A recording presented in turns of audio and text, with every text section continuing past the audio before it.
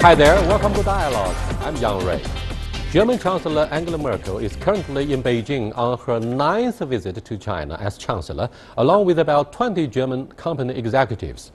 It's been predicted that this visit will differ from the celebrations of trade ties in previous years as the relationship turns more competitive between the two countries. How much difference do such state visits actually make? And how will this visit differ from previous visits by the Chancellor? And how predictable will be its outcome? To answer these and other questions, I'm happy to be joined in the studio by Mr. Feng Zhongping, Vice President of the China Institute of Contemporary Relations, and Frank Sierong, China correspondent of Handelsblatt. First, let's look at this background report.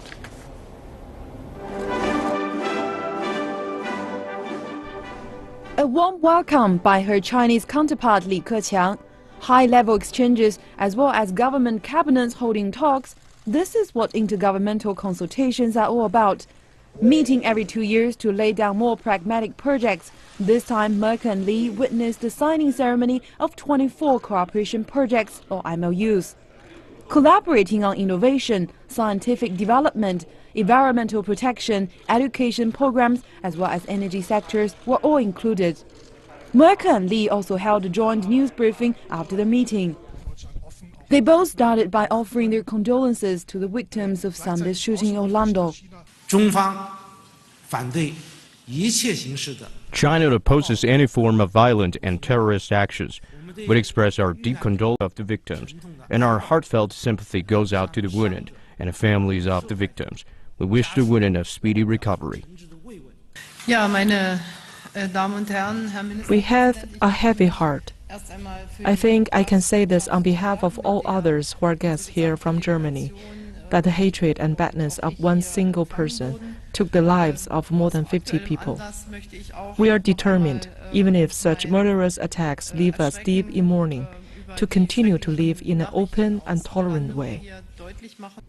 More than any other European country, Germany has benefited from the rapid expansion of the Chinese economy over the past decade. Germany is China's biggest trading partner and technology exporter in Europe. China is Germany's second largest trading partner outside the European Union after the United States. We agree to deepen cooperation in trade, investment, and finance sectors in order to shape a new engine of economic growth between the two countries, or, in other words, transform and upgrade the old traditional engine of growth. We will both foster a more friendly environment for economic exchanges, expand bilateral investment, and cross-border RMB transactions. We will also deepen cooperation in the manufacturing sector.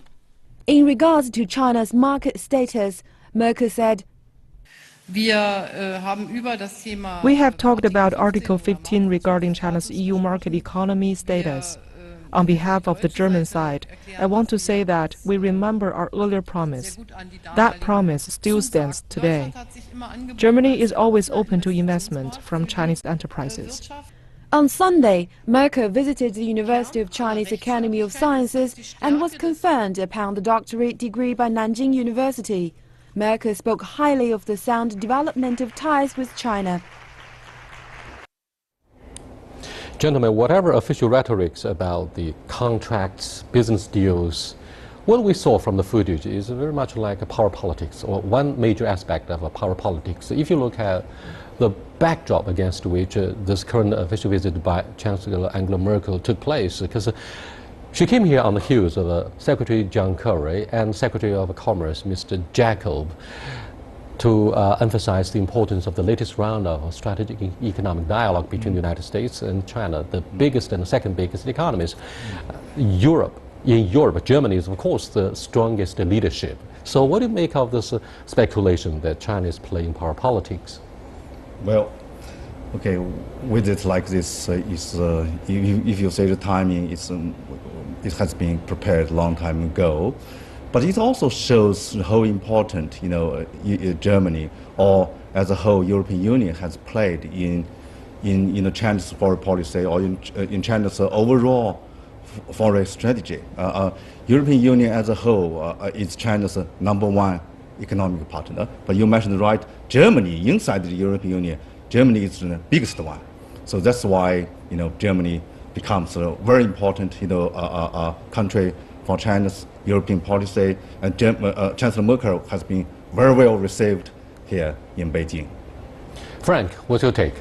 Yeah, I think it's you can't really plan this, but it shows how world politics are changing. Probably Germany is becoming more and more important when it comes to solving international problems. For example, China and we work together in the case of Iran to solve the problems in Iran, and probably this is a good way to work together and to march towards to a more multipolarian world order. Many experts of international studies are wondering aloud why this partnership between Germany and China looks special. Is it because of this fact that Germany has been the most important country that keeps exporting high technology to our country? Mm-hmm. Look, when people say special relationship, you always hear people talking about UK-US special relationship, which shows, the closeness of two countries. But when we talk about Germany-China, Sino-Germany special relationship, I was thinking about closeness is definitely one thing, but also compared to US-UK, China-Germany is so much different. One is Asian country, one is European country, with the biggest developing country, with a very well established developed country. But the most important thing to make these two different countries into a special relationship, I think, is much because of common interest and the willingness of two sides to work together, as you mentioned, Frank. And probably it's even more simple. Probably it's just because she's quite reliable compared to other European leaders. You mean she's more predictable compared with Mr. I would Hollande, say Prime Minister reliable David Cameron? I mean, that sounds ridiculous. I would say she's much more reliable. Say she's more predictable. It's a sign of protectionism. But what do you think of the domestic pressure that she faces on the issue of human rights and protection of intellectual property rights? Because after all, as I said earlier, Germany has exported so much of high technology. High technology. There is this pressure, but she has much more pressure on other topics right now, like all the immigration problems. Brexit, and Greece is still in trouble. Then within the coalition between the Social Democrats and the Christian Democrats, there are a lot of disagreement right now. So actually, the 2 points you just mentioned, they are still there, but they are not playing such an important role right now. And the Vice Chancellor, who is the head of the Social Democrats of the coalition government, said Germany should spare no efforts in funding of subsidies and other kinds of preferential policies granted to state-run enterprises in China. And that has somehow laid the groundwork for refusing to give the market economy status to China. Is that the strong understatement from the European side? You see, I just returned from Berlin and Brussels 2 days ago. Really, the impression I have had during my trip is, the economic situation is not very bad. It's very bad actually, and the sentiment of protectionism is rising, obviously. And at this time, because of we are talking about the issue to acknowledging China's market economic standards, so China becomes one of the focus. So if you want to really attract the voters. It's the easiest way to say, look, we will not give China this because this will threat to our jobs, to our productions. But as Merkel has just mentioned at the beginning of the program, on this issue, China's market economy standards, this is very much about the WTO obligation of member states. So I think this is not a actually constructive way to solve this issue. But she just said that Germany is going to stick to this contract made 15 years ago.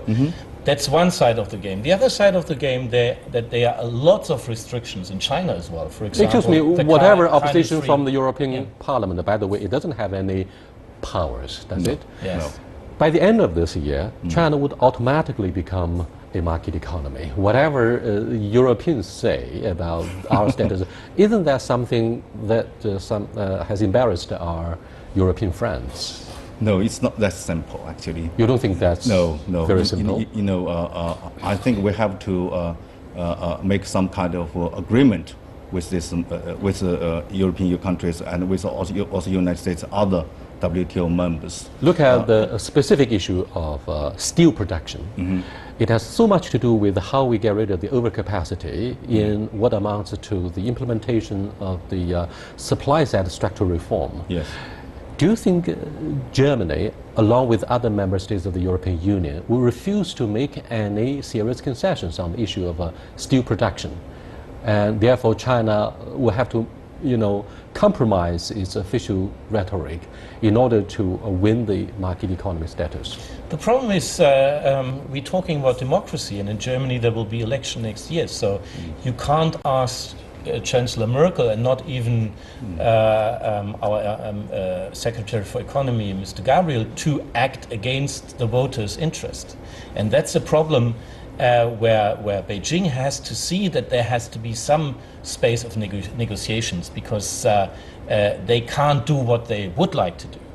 So there has to be a sort of a compromise. I think there will be the market economy status at the end, but there will be certain areas where there has to be some Excuse me, Frank, after all, Merkel has been one of the most powerful women in this world.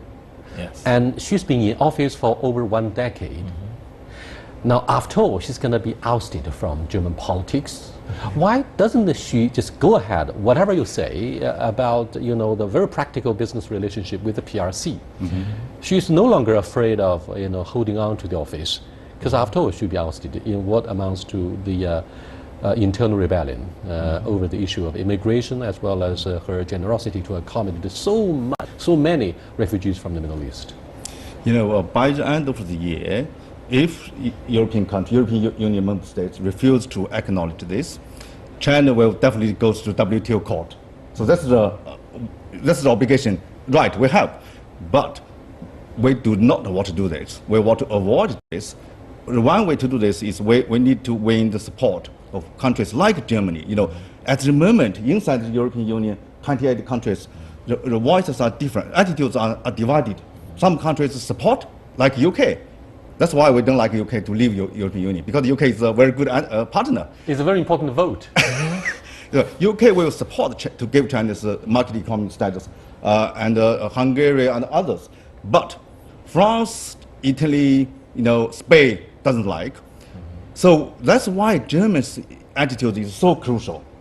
I agree with actually Yang Rui. Merkel should be brave to do this in order to actually help Sino-German relations. But it's easier to say than to get a real result in this very diverse community on the European level. So it's a lot of negotiation work. Inside the European Union, you need 3 institutions to speak one voice. Yes. European Commission is very crucial. Or the recommendation say whether we will give or not. That's one institution. Second is the Council of the European Union. That's the heads of all 28 governments. And then it's the Parliament. Yang Rui, you mentioned the Parliament is not important. No. Since 2009, Lisbon Treaty has been ratified. European Parliament also has a right to decide. So we need to win 3 institutions to all in favor of giving China. And it's always about public opinion at the end of the game. That's very, very important. And there is still the impression that the German market for Chinese investors is more open than the Chinese market for European investors. And I think that's a very important point where we have to sit together and negotiate and see if we can balance this a bit more than it used to be before. Yes, indeed. What Frank is saying actually sounds like something like a BIT between Germany and China should also be formulated to guarantee investment or fair investment in each other's market. You are watching Dialogue with Mr. Feng Zhongping and Mr. Frank Siren. We're discussing the current official visit by Chancellor Angela Merkel to China. We'll be back. Please stay with us.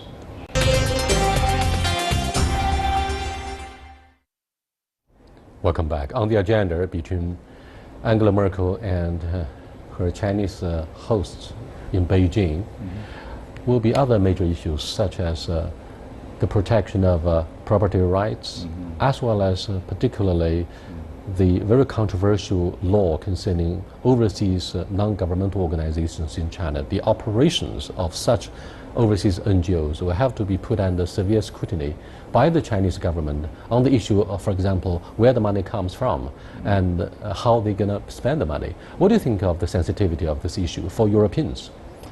Well, there must be it must be one which on the agenda of the leaders' talks between not just I think between the Chinese leaders and the Merkel leaders. When they come here, they have, from one way to the other, express their concerns. I think you mentioned two things. One is intellectual property rights. That is definitely something between China and European countries. Why? Like China and Germany, we are long-standing trade economic partners. The key words for this strong, powerful relations is complementary. But now, because of China has developed gradually in 30 years' time, China's industrial power has improved greatly. So there is to a certain degree, the competition in some areas is inevitable. So, that makes Germans, makes other companies, European companies, becomes more sensitive about Chinese market, conditions of Chinese market. They become more critical. So this is something I think we should be expected. Second one, you mentioned this about the law, regulating the overseas NGOs operating in Beijing. I think this has not been implemented. It will be implemented by early next year. Yeah, we're going to have 6 months to go before this law on NGO goes into effect at the beginning of next year. I think there's one disadvantage of this law. We can already see it. It works like general antibiotics, so it's against everything, and so probably there's some good NGOs which are doing very well for the both countries which are working together, and there are probably bad NGOs. And this law is basically putting an umbrella over every NGO. And what we need to do is we need to have more specified antibiotics for more special problems and not such a general law. Do you think our overseas friends should share with the Chinese concerns about colored revolution? Because allegedly, color revolution comes from overseas funding of some of the non-governmental organizations and activities in China, as Putin might have told his Chinese counterpart. That's also one of Moscow's biggest concerns in the wake of the Cold War. I think this is one point must be very clear. All the, constructive NGOs which play important roles to help China to make progress are welcomed. They should never worried about the environment, next year. Only this law, I think, only will against some NGOs which may not abide by the Chinese laws. I think that's what we do actually is to level the playing field, to make sure that everybody and each NGO will be treated fairly, right, Frank? Yes, and when I hear this, I would say then German NGOs have nothing to worry, because they don't take part at any color revolution. They're interested in European Union. You have many rights groups. I'm just talking about Germany. Yes, I can but only Germany say provides shelter and asylum for some of the Uyghurs who might have been involved in terrorist activities in Urumqi. Yeah, but there's no NGO involved. Yeah, I met one German gentleman who is operating an NGO last night in the German embassy's reception party for Chancellor Merkel. She told me, his concern, personal concern about the NGO law, Chinese law, is, this law only was to employ 4 people or certain number of people. He said he had to, get rid of some people. That's something he worries. So it's not it's some different worries, different concerns. Yeah. The NGO laws media in the two countries seem to be covering this visit by Angela Merkel in markedly different ways. China's media is sticking to the line that it attaches great importance to the bilateral relationship. But the German media is concentrating on the fact that Merkel says she would raise concerns about China's steel production and a new Chinese law. What do you think of the agenda setting on both sides? It showcases individual perceptions about each other could be very different one from another.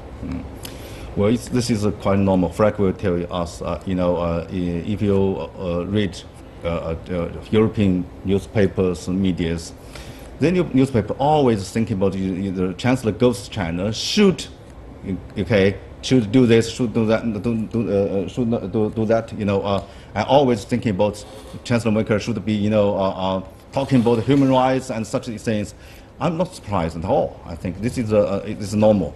The problem is people are worried about China because China is so big and they have to get used to China. They have to learn about China. And they didn't learn a lot until now. This has to change. But still... Excuse me, Frank, are you representing the voices from ASEAN or you are talking about the German concerns? Because we are so far away from Europe. I'm talking about the German concerns. Don't forget, I just came back from the Shangri-La security dialogue. I know, but you have to understand people are still worried. Simply because China is big in a different and size way. does matter. Yes, they know already that lots of things are going to change in a multipolarian world order. There will be new rules. There will be different power plays and so on and so on. So the people, if there's a big change, people are worried. And if these people are from a small country, they're probably more worried than the Chinese, who have basically just go back to a normal stage of the world power. You know why Frank agrees to come over and join this panel discussion in the studio? Because he wants very much to voice the European concerns about the issue size does matter. China is too big. He's trying to create a perception about China threat. And the problem what do you think of you can't become smaller. Listen, I think my own understanding is Europeans' views China actually different from the views of the United States, for example, or from the views of Japan, for example. They view us more like an economic competitor rather than strategic or other competitors. But I think most Europeans forget, they have benefited greatly from China's peaceful rising, economic rising. People don't agree. People tend to forget that. Without China's market, how can Germany's powerful industrial power can sustain in such a long time? You see, I have discovered some kind of a perception gap between you two guys.